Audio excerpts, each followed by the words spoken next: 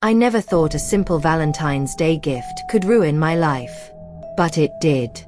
It started with a knock on my door. I was getting ready for bed when I heard it. 3 sharp knocks. Strange, because it was almost midnight. My heart pounded as I walked to the door. When I opened it, there was no one there. Just a small red box on my doorstep. A Valentine's gift? But from who? I picked it up, looking around, but the street was empty. The box had no name, no card. Just a neat little bow tied on top. I should have left it there. I should have walked away. But I didn't. I carried it inside, sat on my bed, and slowly untied the ribbon. Inside, there was a single red rose. And under it, a note. You should have loved me when you had the chance. My stomach dropped. I knew that handwriting. It was from someone I had been trying to forget for months. Someone I had blocked on every platform. Someone I never wanted to hear from again. I grabbed my phone, my hands shaking, and called my best friend, Tosha. She picked up on the first ring. "Girl, what's wrong?" she asked. I took a deep breath. I think he found me. Tosha didn't need to ask who. She knew. Because she was the one who helped me leave him. Tosha went quiet for a moment, then whispered, "Lock your doors. Don't touch anything else. I'm coming over." I hung up and rushed to check my locks. My hands trembled as I slid the bolt into place. My mind raced. How did he find me? I had moved to a new apartment. Changed my number. Stayed off social media. And yet, here was proof that he still knew where I was. The note lay on my bed, staring at me like an open wound. You should have loved me when you had the chance. A memory flashed in my mind. His face twisted in anger the last time I saw him. "I'll always find you," he had said. I thought he was bluffing. I was wrong. A car pulled up outside. Tosha. I ran to the window, watching as she stepped out, her eyes scanning the street. She moved quickly, knocking twice in our secret way before I let her in. She took one look at my face and cursed. "Where's the box?" she asked. I pointed to my bed. Tosha walked over, carefully picking it up. She pulled out the rose, then the note. Her face darkened.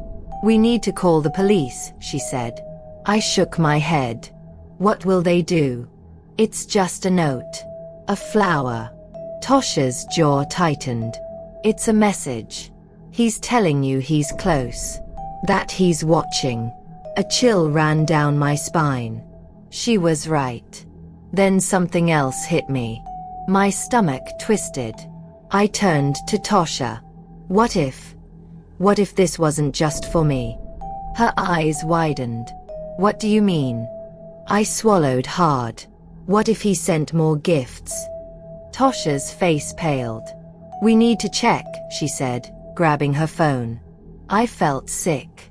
What if he had sent gifts to my family? My friends? Was he trying to scare them too? Or worse, was he planning something? Tosha dialed my mom first. I held my breath as the phone rang. "Hello." My mom's voice was calm, unaware of the storm brewing. "Mom, did you get any packages today?" I asked, my voice shaking. There was a pause. Then, "Oh yes. A lovely red box arrived this morning. It had a rose and a little card. I thought it was from you." My blood ran cold. "Mom, listen to me. Don't touch it. Don't open anything else. I need you to put it outside and go back inside. Lock the doors." "What?" "Sweetheart, what's going on?" "Tosha and I are coming over. Just do what I said, okay?" The worry in her voice was clear. "Okay. But hurry." I hung up and turned to Tosha. "He's sending them everywhere." Tosha's jaw clenched. "That means he knows more than we thought. He's not just watching you. He's watching them too." My hands shook. This was worse than I had imagined. We grabbed our things and rushed to the car. I couldn't stop my mind from racing. How long had he been following me? How did he know where my mom lived? And most terrifying of all, what did he plan to do next? Tosha drove fast, her hands gripping the wheel. Neither of us spoke. The only sound was the hum of the car and my pounding heartbeat. We reached my mom's house in record time. As soon as we pulled into the driveway, I spotted the red box sitting on the porch. It looked exactly like mine, neatly wrapped, a single red rose tied to the top. My mom stood by the door, confused but worried. "I did what you said," she called out. "But what's going on?" I stepped out of the car cautiously, scanning the area. "Mom, please go inside," I urged. She frowned but obeyed, shutting the door behind her. Tosha and I approached the box carefully. I didn't want to touch it, but we needed to know what was inside. Tosha pulled out her phone and started recording. "Just in case," she whispered. I took a deep breath and peeled back the wrapping. The moment I saw what was inside, my stomach twisted. A single Polaroid photo. I picked it up with shaking hands. It was a picture of my mom, taken through her kitchen window. She was washing dishes, completely unaware. The photo was fresh, no more than a day old. I stumbled back, my breath coming in gasps. "He's been here," I choked out. "He's watching her." Tosha's face darkened. "We're calling the police. Now." I didn't argue. My hands were trembling as I dialed. But before I could press call, my phone buzzed with a message. A new number. No name. "Why did you open it? You ruined the surprise." I dropped the phone. Tosha grabbed my phone and stared at the message, her face pale. She looked around, scanning the street, the trees, the darkened windows of the neighboring houses. "We need to go inside. Now," she whispered. I nodded, my legs shaking as we rushed to the door. My mom opened it before we even knocked, worry clear in her eyes. "What's wrong?" she asked, glancing past us at the red box still sitting on the porch. I didn't answer. I just locked the door behind us and pulled the curtains shut. Tosha was already on the phone with the police. "Yes, we have a stalker. They've been watching her house and sending gifts." There was a picture inside the box. She paused, listening, then nodded. "Yes, please send someone fast." Mom turned to me, her voice barely above a whisper. "Who is doing this?" I swallowed hard. "I don't know. But it started with a Valentine's gift." Her face darkened. "That box on the porch, was it the same as the one you got?" "Yes," I said, my voice unsteady. Mom took a shaky breath and closed her eyes. "I got one too." My stomach dropped. "What?" She nodded slowly. "It was on my doorstep yesterday. Same wrapping, same red rose." I didn't think much of it. I thought it was from a neighbor or a friend. It just had a note inside that said, "See you soon." Tosha and I exchanged horrified glances. "This isn't just about you," she whispered. "Whoever this is, they're going after your family too." At that moment, a loud knock echoed through the house. We all froze. The knock came again. Slow, deliberate. My mom stepped back, her hand over her mouth. I grabbed Tosha's arm, my heart racing. Did the police say how long they'd be? Before she could answer, my phone buzzed again. Another message. "I see you." I looked up, toward the window. And then, I saw it. A shadow standing at the end of the driveway. Motionless. Watching. And in their hand, a red box. My breath caught in my throat. The shadow didn't move. It just stood there, holding that same red box, the one that had started everything. Tosha grabbed my wrist. "We need to get away from the windows." Mom was already pulling us toward the hallway. I kept my eyes locked on the figure outside, hoping, praying, it was just my imagination. But then, as if they could hear my thoughts, the figure took a step forward. And then another. I barely heard my mom fumbling with the locks. My pulse pounded in my ears as the porch light flickered, casting long shadows over the figure's face. A man. Not old, not young. His face was plain, forgettable, except for his eyes. They were locked onto mine. Unblinking. Empty. Then he did something that made my stomach turn. He smiled and placed the box on the ground. Tosha yanked me back just as my mom slammed the door shut. "Go to my room," she said, her voice shaking. "Now." We sprinted down the hallway, locking ourselves inside. My hands trembled as I grabbed my phone. "The police are coming, right?" I asked, my voice barely above a whisper. Tosha nodded. "They said they're on their way." Then her phone buzzed. She glanced down at the screen, and her face drained of color. "What?" I whispered. She turned the phone toward me. A new message. From an unknown number. "You shouldn't have locked the door." I felt sick. Another knock. This time, louder. The doorknob rattled. Tosha covered her mouth to stop a scream.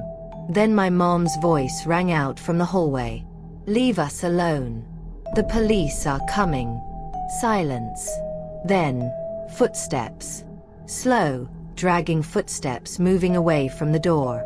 I let out a shaky breath, but my stomach was still twisted in fear. Tosha kept staring at her phone, her fingers gripping it so tight her knuckles turned white. Then she whispered something that made my blood run cold. The message wasn't sent to me. I blinked. "What?" She turned the screen fully toward me. The message was sent from my number. My own phone buzzed. I looked down, my hands shaking. A new message. "Check the gift." A shiver crawled down my spine. That was when we heard it. A soft rustling sound. Inside the house. Not outside. Inside. The gift wasn't on the porch anymore. It was somewhere in the house. Tosha and I froze. My breath hitched as I gripped my phone tighter. The rustling sound was faint, but it was there, somewhere inside the house. "Tosha," I barely managed to whisper. She was already shaking her head, eyes wide with fear. "We need to stay here." Mom locked everything. But then, click. The sound of a door opening. Not ours. Somewhere down the hall. My mom's voice trembled from the other side. "Stay where you are. I have a knife." Then, the soft creak of footsteps. Inside. Not my mom's. Slow. Careful. Deliberate. Tosha grabbed my wrist so tight it hurt. "That's not her," she mouthed. The air felt thick, like the walls were closing in. I moved toward the closet, pulling her with me. We climbed inside, pressing ourselves into the corner. My pulse was so loud I swore whoever was out there could hear it. Another message buzzed onto my phone. I didn't want to look, but my hand moved on its own. "I told you not to lock the door." Tosha's phone lit up next. "You should have opened the gift." I felt sick. Then, footsteps. Right outside the door. A pause. A slow, quiet sniffing sound, like someone was breathing in our scent. Then, scratching. Soft at first. Then faster. The doorknob rattled. I bit my lips so hard I tasted blood. Who was in the house? My mind raced back to that gift box. The one we left outside. We never opened it. So how did it get inside? Then something even worse happened. Tosha's phone, still in her hand, buzzed. The sound was deafening in the silence. The scratching stopped. A long, chilling silence. Then, bang, bang, bang. 3 loud knocks against the closet door. I nearly screamed. Tosha slapped her hand over my mouth, shaking her head violently. Then a voice. Not loud. Not angry. Just wrong. You forgot to say thank you. Tosha broke. She screamed. The closet door burst open. And everything went dark. I don't remember much after that. Just flashes. Tosha's scream ringing in my ears. The closet door slamming open. A dark shape looming over us. Too tall, too thin. Its head tilted at an unnatural angle. A cold hand grabbing my wrist. Then, nothing. When I woke up, the room was quiet. Too quiet. My heart was racing as I looked around. The closet door was wide open. Tosha was gone. The air felt wrong, thick with something heavy and sour. I forced myself to move, stepping out into the hallway. The front door was open. My mom was nowhere in sight. The only thing left was the small gift box, sitting in the center of the living room floor. The wrapping paper was torn. The lid was slightly open. And inside, a phone. Tosha's phone. A new message was on the screen. She said thank you. I ran. I don't remember stopping. My feet just kept moving, carrying me away from that house, from that box, from whatever had taken Tosha. I ran down the street, past the dark houses, my breath coming in sharp gasps. My hands were shaking as I pulled out my phone. I dialed Tosha's number, praying, begging for her to answer. It rang once, twice, then, click. At first, all I could hear was static. Then, a whisper. Soft, almost playful. You shouldn't have sent the gift. My stomach twisted. I could feel something watching me, something just out of sight. I turned in circles, looking at the empty street, the quiet houses, the shadows that seemed to stretch toward me. Tosha. I whispered. The voice giggled. A soft, breathy sound. She's with me now. I dropped the phone. I stared at the phone lying on the pavement, my chest rising and falling in short, panicked breaths. The screen was still on, but the call had ended. The night felt colder. Too quiet. I bent down slowly, my fingers trembling as I reached for my phone. But before I could pick it up, BZZZT. The screen lit up again. Incoming call. Tosha. My heart pounded. Every part of me screamed not to answer. But I had to. With a shaky hand, I swiped the screen and pressed the phone to my ear. Tosha. Silence. Then a slow, raspy breath. Come find me. I almost dropped the phone again. Her voice sounded off. Like two voices speaking at once. One familiar, the other twisted and wrong. I turned, scanning the dark street. The gift. The box. That strange voice. I knew now. I had done something terrible. I never should have sent that Valentine's gift. My breath came in quick gasps as I stood frozen on the sidewalk, gripping my phone so tightly my fingers ached. Tosha was gone. I knew that. I saw the news. The car accident. The funeral. I stood by her grave just 3 days ago. But now she was calling me. My legs felt weak, but something, curiosity, fear, or maybe guilt, forced me to move. I turned and started walking, phone still pressed to my ear. Tosha. I whispered, my voice barely audible. The line crackled. Then a low, distorted voice. Come find me. I turned onto the street leading to her house. The air felt heavier, thicker. My mind raced. The Valentine's gift. I sent it the day before she died. I never got a response. And now this.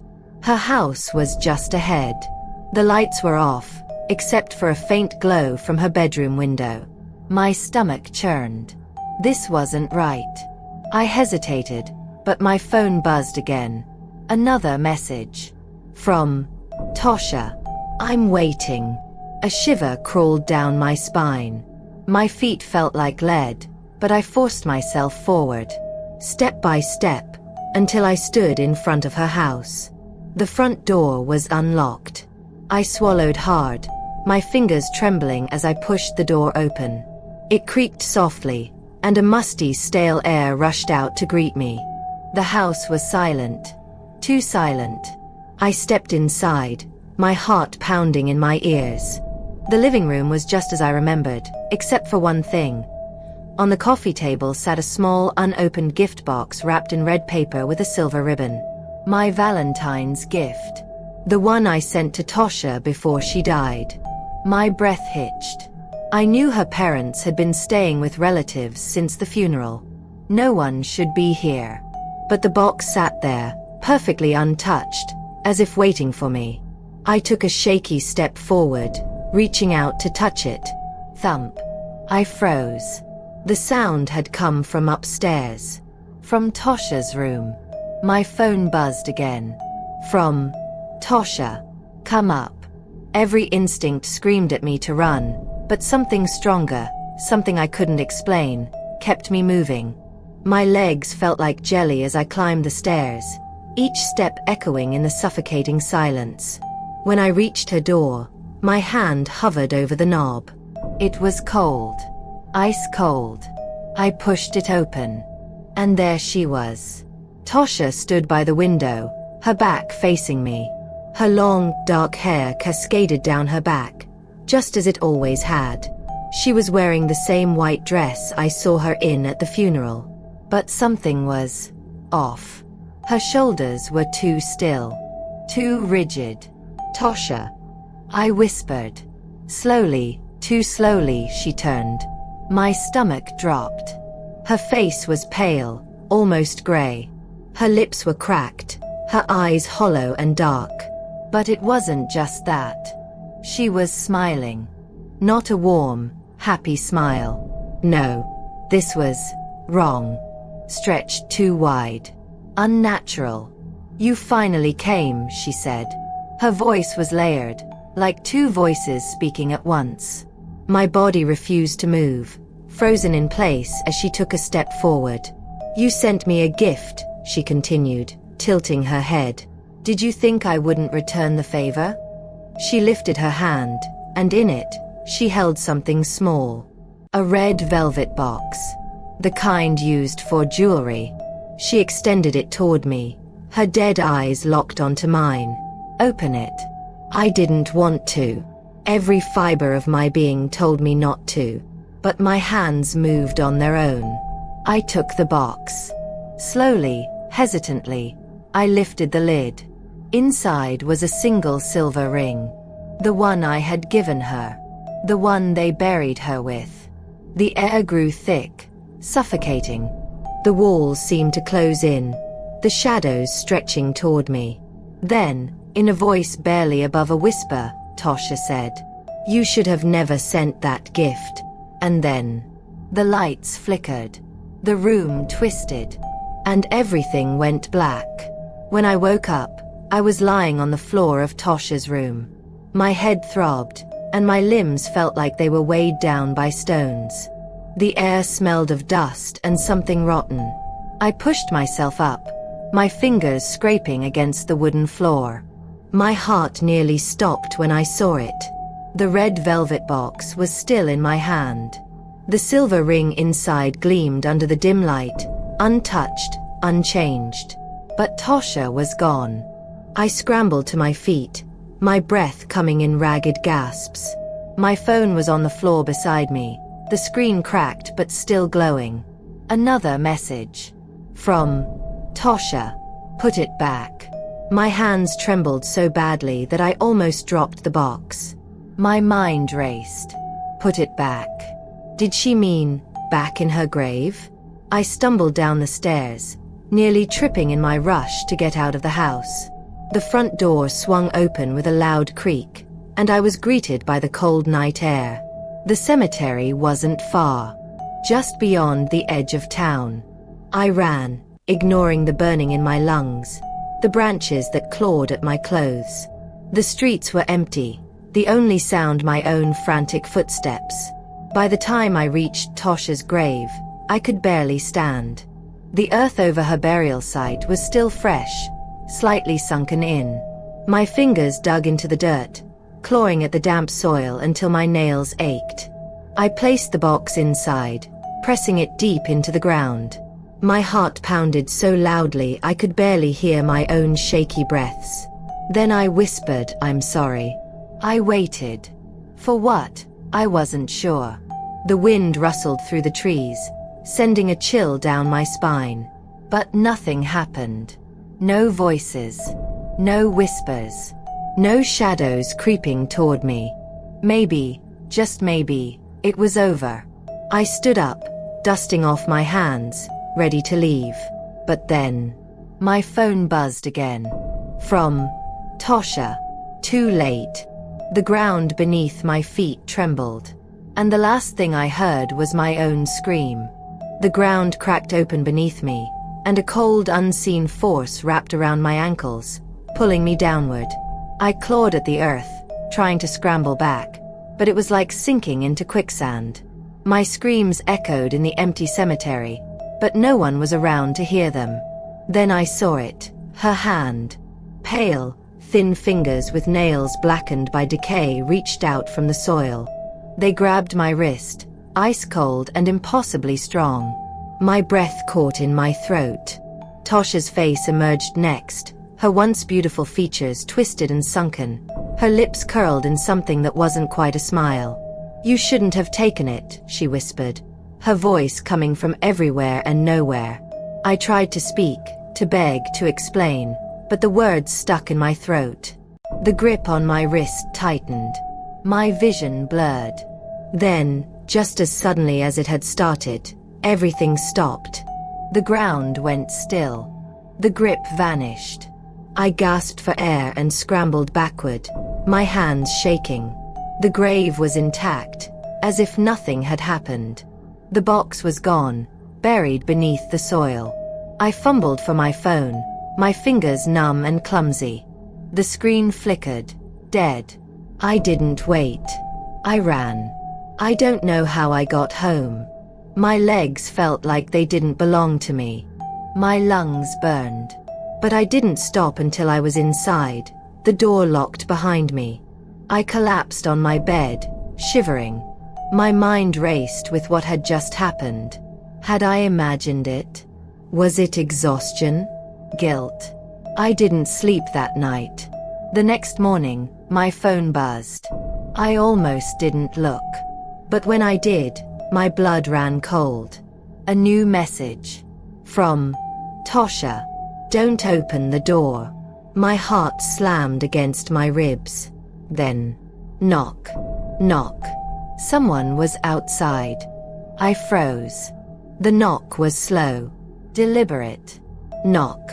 Knock. It wasn't loud, but in the silence of my room, it sounded like thunder.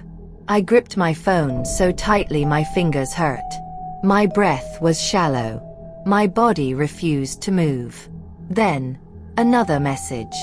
From Tosha. I mean it. Don't open the door. The knocks continued. I forced myself to breathe. Maybe it was just my parents checking on me. Maybe it was a neighbor. Maybe. A whisper drifted through the door. Let me in. My stomach twisted. The voice was soft, but wrong. Too smooth, too empty, like someone trying to sound human but failing. I didn't move. The handle jiggled. Cold sweat dripped down my back. My hands were clammy. Another message. From Tosha. If you open it, you'll never come back. I clamped my hand over my mouth to stop myself from making a sound. The whisper came again, closer this time. You took what wasn't yours. You belong to us now. The handle twisted sharply. I bolted upright, my heartbeat slamming in my ears. My room had no lock. If they wanted to come in, they could. I backed away from the door. Another knock. Louder. More impatient. Then, silence. The air in the room changed, thick and heavy, pressing down on my chest. I could hear my own heartbeat. My phone buzzed. From unknown number. Too late. The light in my room flickered. The air turned ice cold. And then, the door creaked open. I wanted to scream, but my throat locked up. The door, which had been closed just seconds ago, was now slightly open. A sliver of darkness peeked through the gap. I couldn't move. The silence was worse than the knocking. My phone buzzed again. My fingers trembled as I looked at the screen. From Tosha. Whatever happens, don't look at it. I swallowed hard. My whole body shook. A whisper slithered through the open door. You should have never sent that gift. I squeezed my eyes shut. My breathing was ragged. My mind screamed at me to run, but my legs felt like stone. Then, a soft shuffle. A step inside my room. The air turned thick, like breathing through mud. My skin prickled. I felt something watching me. I clenched my fists. Another step. Closer. Then another. My phone vibrated violently in my hand. From Tosha. They're already inside. Keep your eyes closed. Whatever you do, don't open them. Tears pricked at the corners of my eyes. My chest burned from holding my breath. I could feel something in front of me. Too close. So close I should be able to hear it breathe. But there was nothing. Just silence. A pressure, heavy and cold, wrapped around my shoulders. Then, a breath. Right against my ear. Give it back. I couldn't take it anymore. I turned and nothing was there. But the room felt wrong. The shadows in the corners stretched too far, twisting unnaturally. My breath came in sharp gasps as I scrambled backward, pressing myself against the wall. Then, my phone buzzed again. From Tosha. You looked, didn't you? My stomach dropped. I wanted to deny it, to convince myself I hadn't just broken the one rule she gave me. But the icy sensation creeping up my spine told me otherwise. A slow creak filled the room. I whipped my head toward the door. It was fully open now, revealing the dark hallway beyond. But something wasn't right. The hallway was too dark, like the light itself had been swallowed. And then, a shape. At first, I thought it was a shadow. But it moved. A hunched figure stood just beyond the threshold, its limbs unnaturally long, its fingers dragging against the floor. It didn't have a face. Just smooth, pale skin where eyes and a mouth should have been. But I felt it watching me. The air in the room turned suffocating. Then, it raised one long finger and pointed at my desk. My heart slammed against my ribs.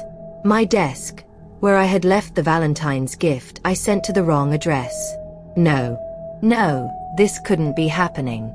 The gift was supposed to be harmless. Just a simple mistake. But then I remembered. The return address on the package. There hadn't been one. And the name of the recipient? It wasn't even a name. Just a string of symbols I couldn't recognize. My phone buzzed again. I didn't want to look, but I did. From Tosha. It followed the gift. You need to get rid of it. Now. But how? My hands shook as I reached for the box, but the moment I touched it, the shadow at the door twitched. A horrible sound filled the air. Like a wet, ragged breath mixed with static. The figure stepped forward. I didn't have time to think. I grabbed the gift and ran. I bolted down the hallway, gripping the package so tightly my fingers ached. The air behind me felt thick, pressing in, as if something was reaching for me. I didn't dare look back. My only thought was get rid of it. But where? How? My front door loomed ahead. I fumbled with the lock, my hands shaking so badly I could barely twist the knob. The door groaned open, and I stumbled outside, my lungs burning. The night was eerily silent. No wind. No distant car engines. Just an unnatural stillness, as if the world was holding its breath. I dashed to the street, looking around desperately. A dumpster. A drain. Somewhere to throw it. Then, my phone buzzed again. From Tosha. Don't just throw it away. You have to burn it. Burn it. I looked around wildly. There was no fire. No lighter. No way to destroy it. A whispering sound rose behind me. I turned. The thing was there, standing at the edge of the porch. No longer a vague shape in the darkness. I could see it clearly now. Its arms were impossibly long, fingers twitching like they were waiting to grasp something. Its faceless head tilted slightly, as if it were listening. Then, it took a step forward. My breath caught in my throat. I staggered backward. The package. It wanted the package. I couldn't let it have it. My mind raced. Fire. I needed fire. Then I remembered the old metal barrel behind my neighbor's house. I turned and sprinted. The heavy silence broke as the thing behind me moved. I didn't hear footsteps. Just a sound like air tearing. I shoved past the gate into my neighbor's backyard, nearly tripping over myself. The barrel was there, filled with bits of old junk and ashes from past fires. Come on, come on. My hands fumbled through my pockets. Yes, a lighter. I had used it to light candles last week. My fingers were slick with sweat as I flicked the wheel. A tiny flame sputtered to life. Behind me, the whispering grew louder. Closer. I didn't look. I couldn't. I ripped open the package, barely registering what was inside. A small box wrapped in cloth, covered in strange symbols. I didn't stop to think. I threw it into the barrel and dropped the lighter in. The flames roared to life instantly. Too fast. Too big. I stumbled backward as the fire exploded upward, turning blue, then black. The air rippled. A low, distorted scream rang out, though I couldn't tell if it was in my ears or in my head. Then, silence. The flames died down to normal, flickering weakly before settling into glowing embers. I turned around. The thing was gone. The porch. The street. Everything was still. I stared at the burning package, my breath coming in ragged gasps. My hands were shaking. Then, my phone buzzed one last time. From Tosha. Is it gone? I hesitated before typing back. I think so. 3 dots appeared. Then, don't send gifts to unknown addresses again. I didn't reply. I just stood there, watching the last embers fade into darkness. I didn't sleep that night. Even after the fire died down, even after I locked every door and window in my house, I couldn't shake the feeling that something was watching me. Every shadow in my room felt too dark. Every creak of the house made my heart race. I kept checking my phone, waiting for another message from Tosha, but nothing came. By morning, exhaustion weighed on me like a heavy blanket, but I forced myself up. I needed answers. I grabbed my phone and scrolled through my messages. Tosha's contact was still there, but something felt off. The previous texts, the warnings, the urgent messages, they were gone. As if they had never been sent. A chill ran down my spine. I quickly opened my call log. I had called her yesterday, hadn't I? But there was no record of it. I hesitated, then typed her name into my contacts. No results. It was as if Tosha never existed. My breathing turned shallow. This didn't make sense. I knew I had talked to her. She had warned me. I checked my texts again, scrolling frantically. Then I saw it. One single message remained. It wasn't from Tosha. It was from an unknown number. Be careful who you send gifts to. Some things always find their way back. My hands went cold. The package was gone. The thing was gone. I didn't know what to do. My body felt frozen, my mind racing in circles. Had I imagined it all? Had I been dreaming? No. I knew what I saw, what I felt. I deleted the message, but deep down, I knew it wouldn't make a difference. Some things can't be erased. That night, I packed away all the unopened gifts I had ever received. Every forgotten birthday present, every souvenir from a distant relative, even the Valentine's gifts I had cherished in the past. I threw them away. Because now I understood. Not every gift is given with love. And not every gift should be accepted.